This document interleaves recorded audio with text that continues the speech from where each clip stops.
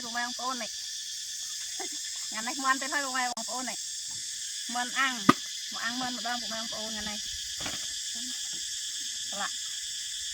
rồi đi sân mần mày đừng ăn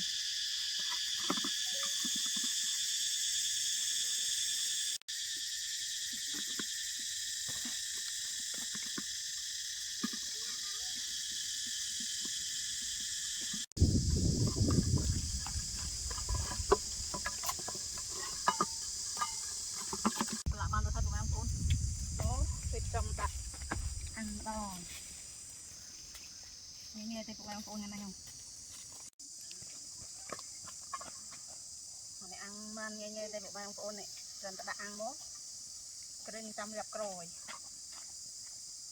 trong thầy nó được đi lại muốn khoan hết tại vì trăm gặp thôi sao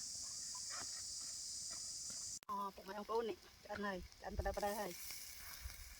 lẹp trên tròn đây xem ôi là lồng nên hôm nay mình có cái sụt nó ngắt tung ăn cô này